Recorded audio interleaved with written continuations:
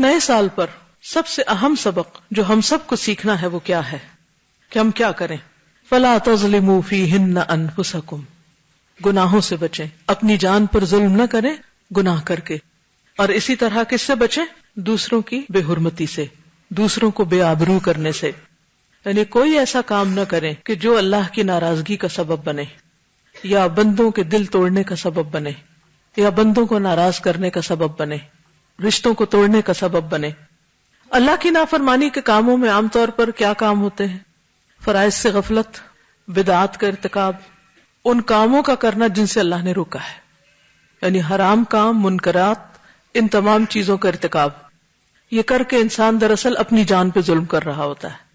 اسی طرح دوسروں کے ساتھ ظلم اور زیادتی، کسی کی غیبت، کسی کو تانا دینا، کسی کا مذاق اڑانا، کسی کو اپنے سے حقیر سمجھنا اور حقیر سمجھ کر اس سے معاملہ کرنا، اور اپنے آپ کو بڑی چیز سمجھنا کسی بھی اعتبار سے کہ میں بڑا عقل مند ہوں، بڑا صاحب علم ہوں، بہت سمجھدار ہوں. یعنی کسی بھی طرح خود کو فضیلت دے کر دوسرے کو اپنے سامنے حقیر کرنا، یہ تمام چیزیں دراصل خود اپنی جان پر ظلم کے برابر ہیں. ابن عباس سے روایت ہے کہ رسول اللہ صلی اللہ علیہ وسلم نے حجۃ الوداع کے موقع پہ فرمایا، تمہارا خون، تمہارا مال اور تمہاری عزت ایک دوسرے پر اسی طرح حرام ہے جس طرح تمہارے آج کے دن کی، اس شہر کی اور اس مہینے کی حرمت. یہ کس کا پیغام ہے ہم سب کے نام؟ رسول اللہ صلی اللہ علیہ وسلم کا. کیا کچھ منع ہے، کیا کچھ حرام ہے؟ خون، قتل نہیں کر سکتے، کسی مومن کی جان نہیں لے سکتے.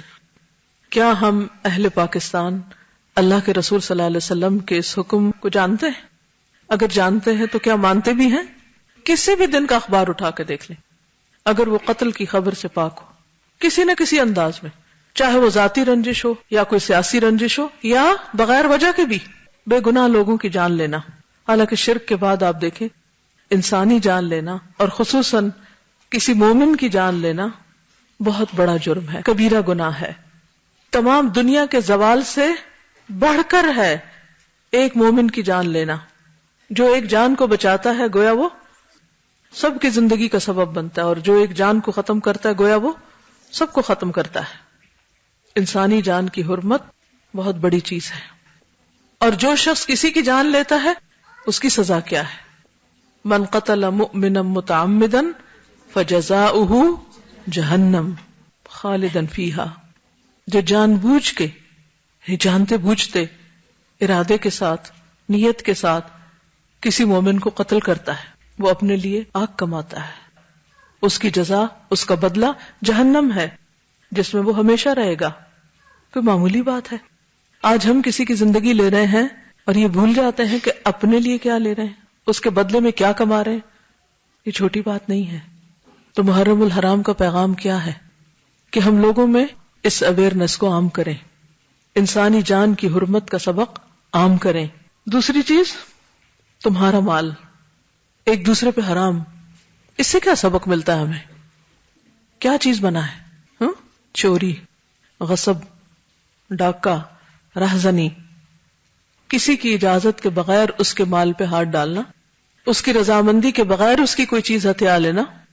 ہو سکتا ہم یہ کہیں کہ ہم تو چوری نہیں کرتے، لیکن آپ نے دیکھا ہوگا کہ کس طرح بعض اوقات یتیموں کا مال ہڑپ کر لیا جاتا ہے، ان کی زمینوں پہ قبضہ کر لیا جاتا ہے. بعض اوقات لڑکیوں کے جہیز کو جو والدین کے گھر سے لاتی ہیں اس پہ قبضہ جما لیا جاتا ہے.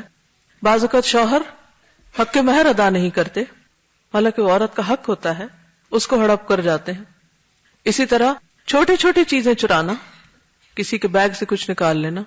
آج آپ دیکھیں کہ کوئی کہیں اپنا بیگ رکھ کے ہے امن میں کہ جب میں واپس آؤں گا تو یہ اسی طرح ہوگا. پھر اسی طرح امانتوں میں خیانت، کہ کوئی آپ کے پاس کوئی چیز امانت رکھواتا ہے اور آپ اس میں سے اپنی مرضی سے تصرف شروع کر دیتے ہیں. کسی کا بھی مال، کسی کی بھی ملکیت کی چیز اس سے زبردستی ہتھیانا یا اجازت کے بغیر یا کسی طرح زور زبردستی جبر سے چوری کر کے یا سامنے سے لوٹ کے، یہ سب کچھ حرام ہے. کیا سزا ہے چوری کی؟ ہاتھ کاٹنا. اور رہزنی اور لوٹ مار کی سزا کیا ہے؟ مخالف سمت سے ہاتھ پاؤں کاٹنا. عبرتناک سزائیں ہیں. لیکن آج کتنے گھر محفوظ ہیں، کتنے لوگ محفوظ ہیں؟ اور یہ کون کر رہا ہے؟ کون کس کے در پہ ہے؟ مومن مومن کے. چوری کر کے بھی اپنے آپ کو پھر ایماندار کہتے ہیں. ایمان تو رہتا ہی نہیں اس وقت جب بندہ چوری کر رہا ہوتا ہے. اور اگر وہ توبہ نہیں کرتا تو سخت پکڑ ہے. اور توبہ کب ہوتی ہے؟ چوری کا سامان گھر میں رکھ کے. یعنی آپ چوری کی چیز اپنے پاس ہتھیائے رکھیں, چھپائے رکھیں, استعمال کریں, دوسرے کو نہ دیں اور کہیں میری توبہ, اب حج کر رہا ہوں گا تو توبہ ہو جائے گی میری. چور کی معافی کب ہوتی؟ جب وہ چوری کیا ہوا مال اس کے مالک کو واپس لوٹائے, کیونکہ حقوق العباد اسی وقت معاف ہوں گے جب بندے معاف کریں گے. تیسری چیز جسے حرام قرار دیا گیا وہ کیا ہے؟ عزت.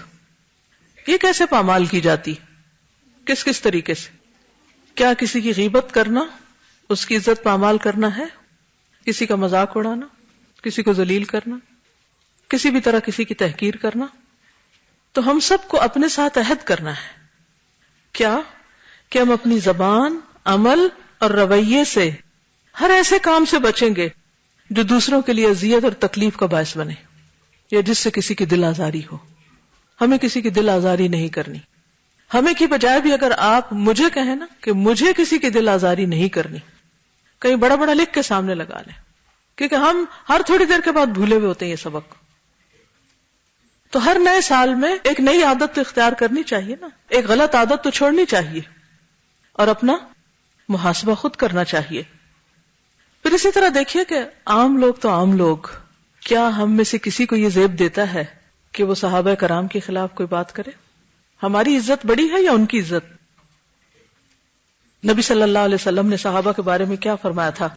آپ نے فرمایا لا تسبوا اصحابی فلو ان احدکم انفق مثل احد ذهبا ما بلغ مد احدهم ولا نصیفہ. میرے صحابہ کو گالیاں مت دینا, ان کو برا بلا نہ کہنا. تم میں سے خواہ کوئی احد پہاڑ برابر بھی سونا خرچ کرے, کر سکتے ہیں, ہے ہی نہیں کچھ, کریں گے کیا, تو بھی وہ ان کے ایک مد یا آدھے مد کے برابر بھی نہیں پہنچ سکتا. انہوں نے اللہ کے راستے میں اللہ کی خاطر جو قربانیاں کی ہیں اور جس طرح مشکل وقت میں نبی صلی اللہ علیہ وسلم کا ساتھ دیا ہے, ان کی قربانیوں کا اجر اور صلہ اللہ کے ہاں اتنا بڑا ہے کہ تم میں سے اگر کوئی احد برابر بھی سونا خرچ کرے تو ان کے ایک سیر یا آدھ سیر کے برابر بھی نہیں پہنچ سکتے. ان کے کام پہاڑوں برابر, ان کے اجر پہاڑوں برابر. اور ہم کیا ہیں, ادھر کچھ کرتے ہیں ادھر ضائع کر کے رکھ دیتے ہیں, اور پھر ایسی ایسی باتیں صحابہ کے بارے میں کرتے ہیں اور بعضوں کا صرف سنی سنائی دیکھتے دیکھتے, اور پھر بھی ہم سمجھتے ہیں کہ ہم صاحب ایمان ہیں. کون تھے سالے تھے؟ والسابقون الاولون, وہ جنہوں نے سبقت کی, پہلے ایمان لے آئے, من المہاجرین والانصار, کچھ نے ہجرت کی اور کچھ انصار تھے. والذین اتبعوہم باحسان, اور وہ لوگ بھی جنہوں نے ان کی پیروی کی احسان کے درجے میں, یعنی تابعین بھی, صرف صحابہ نہیں تابعین بھی.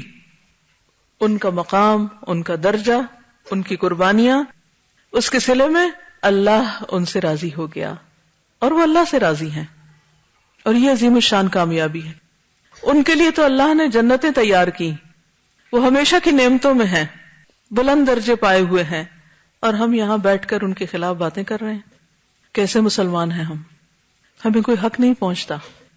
اور پھر سب سے بڑی بات یہ کہ ان کے درمیان اگر اختلافات ہوئے بھی یا ان سے انسان ہونے کے ناطے کوئی کوتاہی ہوئی بھی تو مجھے اور آپ کو حق نہیں پہنچتا کہ ہم ان کا محاسبہ کرنے بیٹھ جائیں یا ان کے بارے میں ہم کوئی رائے دیں.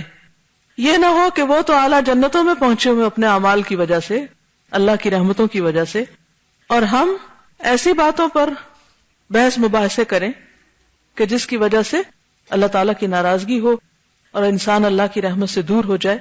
تو یہ کوئی عقل مندی کی بات تو نہیں. اور یاد رکھیے اس میں صرف صحابہ نہیں, تابعین کی بات بھی ہے, کیونکہ بعض لوگ صحابہ کے بعد تابعین کے اوپر بھی بہت حملہ آور ہوتے ہیں. تو اس لیے جب کبھی گزرے ہوئے لوگوں کی بات ہو تو ہمارا فرض کیا ہے, ہم کیا کریں, کیا کہیں؟